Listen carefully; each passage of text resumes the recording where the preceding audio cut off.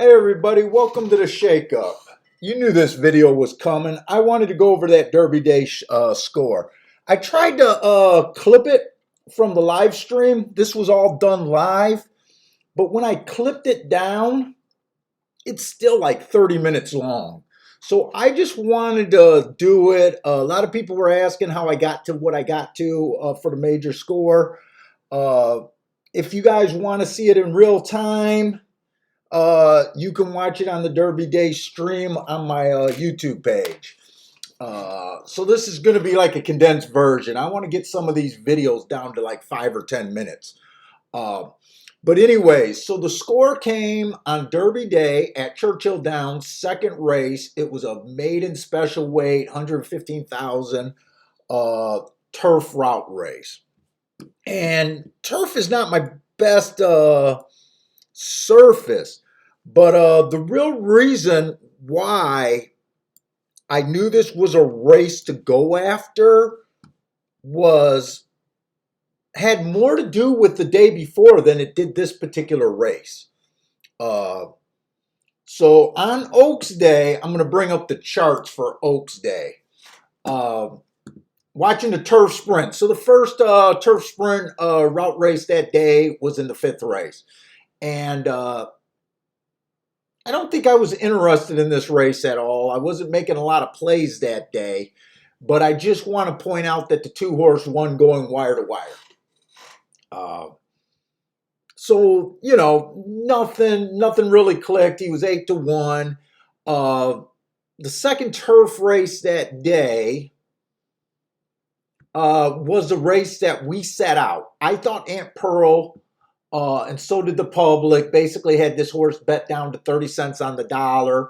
We thought this horse was pretty much a walk in the park. Didn't think it was a playable race.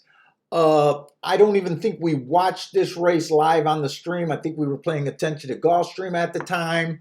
And then when we flipped back over, I was a little shocked to get see this horse get beat. But I did notice that it came in 2-4-5, kind of inside. Aunt Pearl was on the inside of the track. Stalked. Came from 2 lengths off, 4-1. The 4 was 23-1. So a really useful combination. But obviously, I couldn't get to it, and I thought this race was a sit-out anyways. But my mind is clicking. This is a big part of the reason. If you guys don't know me yet, you guys know that I don't believe in making selections or getting too involved in picks. I let the bets kind of make themselves and the opportunities. So I'm still not getting that much involved on Churchill that day. I actually think I only cashed 1 ticket for $1,200, but that was at Gulfstream. And I think I ended up profiting about $500 for the day. So it was an okay day, and I wasn't that involved. And then I remember getting to the last race of the day. There was only 3 turf routes, so I'm skipping all the races that don't matter and just focusing on the turf route races. So the last race of the day, the 12th race that day, I joked that there might have been an inside bias.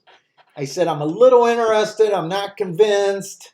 I said there might be, and that was in my mind. I remember I set out this race, was kind of content with my day, thought I was going to come back on Derby Day and hopefully have a shot to make a lot more money than I did this day. So sure enough, the race comes in 2-3. 2-3-7, inside. Yeah, the 2 was 7-2. He got through on the inside. The 3 was 22-1. And after the race, I was like, fuck, that was probably a missed opportunity. Could have just boxed the inside 3 horses. That's honestly what we were, what I was thinking, missed opportunity, but it kind of was what it was. So that night, I'm thinking about it, and I'll keep going back over that Aunt Pearl race. That horse that was 30 cents on the dollar, and saying, man, if it was an inside track, it really makes sense why that horse got beat to me. Really makes sense. So I started looking at the May 1st entries, and the second race, I knew I was going to go after it. I knew I was at least going to play it. I knew I was going to go after the inside. Uh, this is before, I even, I don't handicap the night before. I just put my marks in. I didn't have an opinion. I just knew I was going to be on the inside. So now we're on May 1st. And luckily there was a horse that I really liked. The one horse looked okay, but he's coming from way off the pace. Average last race, but coming from way off the pace. This horse was actually bet to, I think, 6-5 or something like that. 2 races back, he was far back. At the 6 furlong mark was fast and just missed again. So, I mean, he looks good inside. Little bit of weakness about him being so far back, but okay, he looked okay. The 2 horse, lightly raced, only ran 1 race, stalking closing day. There looked like there could be room for improvement. I think he was like 15-1. The 3 horse.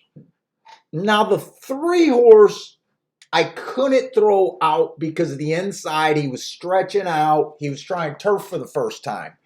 But I know I'm going to focus on the inside of the track. Last race, he was an average, slow. 2 races ago, he earned an asterisk. Like I said, I'm throwing him in here. He was 38-1. I'm definitely using him. And the 4 horse was my horse. The 4 horse, bad rail last time he ran. Early pressing day, big asterisk. 2 races ago, went too fast to win. 3 races ago, also ran on a bad rail, early pressing day. So I love him, and he happened to be, I think he was like 12-1 most of the betting. And I think he went off at about 10-1. The 5 and 6, they're first timers, 5, 6, and 7. I'm kind of ignoring them.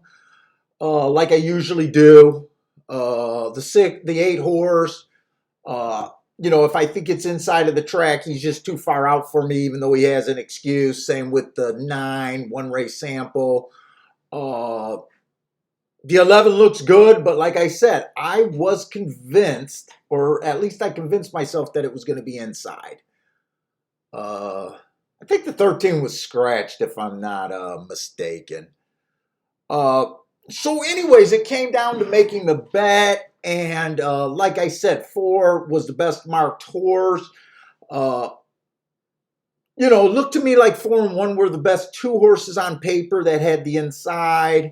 I prefer to go with the speed horse. I prefer to go with the horse at the longer odds. I always say to play towards the bigger hit. Let me mark this down. So right away, no doubt about it. Let's see. Where's my damn pen? Here it is. It's been a while. I had a vacation. All right, so the first thing I did, I knew I was going to play 4 on top of the 1, 2, 3. I did it for $25, and then I turned it around 1, 2, 3 on top of the 4.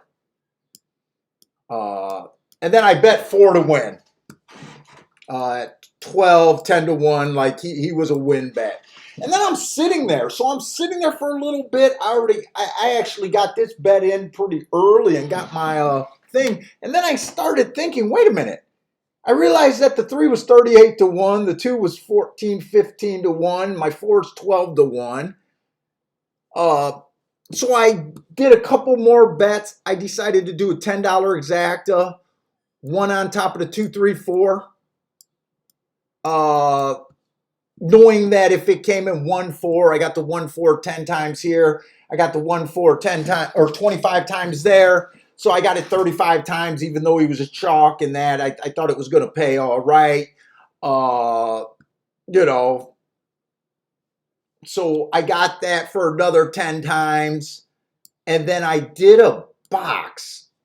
I did a 1, 2-4 in the box for 10 bucks. So I did an extra 90 bucks late. So my entire bet cost around 300 bucks. 150 on these two total. I think I did 40 or 60 bucks on him to win, and then another $90 there. It was almost a perfect bet. Almost a perfect bet, just enough knowledge. I still can't show the race. I'm really tempted to show the replay, but if you guys weren't watching live, the 4 had the lead all the way around. The 3 was the only horse that was running. He was 38-1. They're battling down the stretch. It looks like it's going to be 4-3 all day long.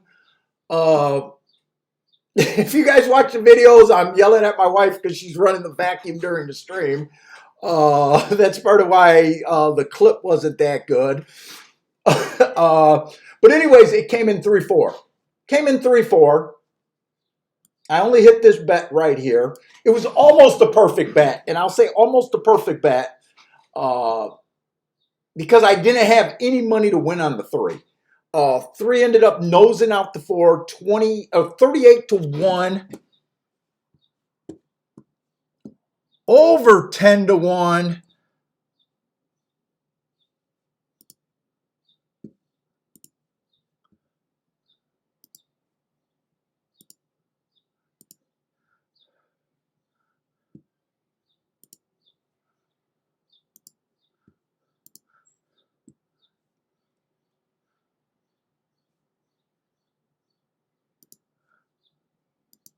I lost my train of thought.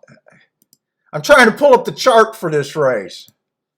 Since I can't show the video, I pulled up Gulfstream by accident because everything I do is at Gulfstream almost.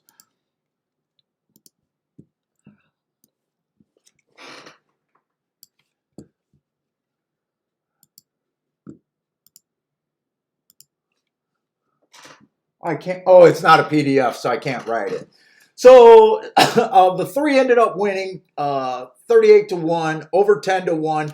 The 5, first time starter, got second, who was the next inside horse. The 1 sucked up from 4th. That Try and Super was catchable, even though that's not what I play. You know, I mostly play Exacta. The Exacta paid $845 for 2 bucks. That's how I ended up cashing for about 10 grand. And starting off Derby Day with a big hit. Like I said, almost a perfect race, but technically, I ran second.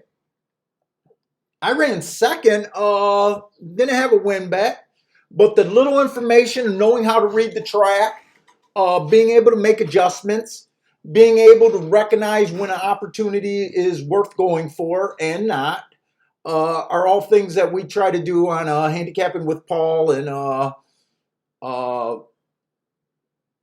you know, try to get big scores with big value. But anyways, guys, that was my big hit. I'm going to try to bring up a whole bunch of more short little videos for the web page coming up in the near future. Anyways, thanks, guys.